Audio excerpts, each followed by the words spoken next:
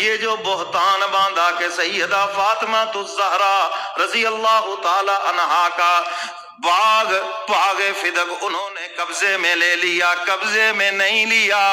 اگر لیا ہوتا تو سیدنا علی مرتضیٰ بھی تو خلیفہ بنے تھے، پھر واپس لیتے کیوں جی؟ بڑا سیدھا سادہ جواب ہے۔ سیدنا حسن بھی تو خلیفہ بنے 6 ماہ تک، وہ بھی تو فرماتے کہ یہ میری ماں کا باغ ہے اور مجھے واپس لینا چاہیے۔ کیوں رہا بیت المال کے اندر؟ اس لیے کہ وہ سمجھتے تھے کہ حضور کا حکم ہی یہی ہے۔ حضور فرماتے ہیں جو میرا مال و دولت ہے وہ پوری امت کے لیے ہے، میرے کسی خاص فرد کے لیے نہیں ہے۔ جو نبی بھی درہم دینار چھوڑ کر جائے وہ پوری امت کے لیے ہے، اس لیے کہ نبی پوری امت کا روحانی باپ ہے اور ساری امت حضور کی روحانی اولاد ہے۔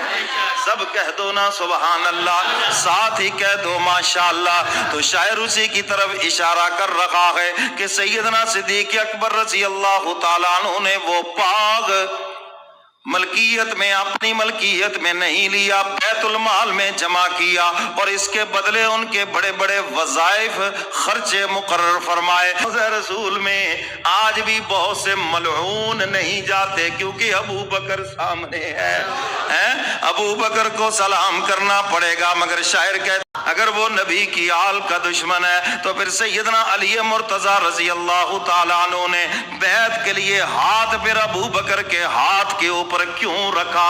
اس کا ہاتھ رکھنا اور سیدنا صدیق اکبر کی حکومت کے اندر چیف جسٹس بننا اور مشیر خاص بننا اس بات کی علامت ہے کہ سیدنا صدیق اکبر رضی اللہ تعالیٰ عنہ اہل بیت سے پیار کرتے ہیں۔ اور پھر سیدہ فاطمہ الزہرا رضی اللہ تعالی عنہا کا جنازہ پڑھانا اور علی کا پیچھے کھڑا ہونا یہ اس بات کی دلیل ہے کہ سیدنا صدیق اکبر اہل بیت سے پیار کرتے ہیں۔ سب کہہ دو نا سبحان اللہ۔ اگر صدیق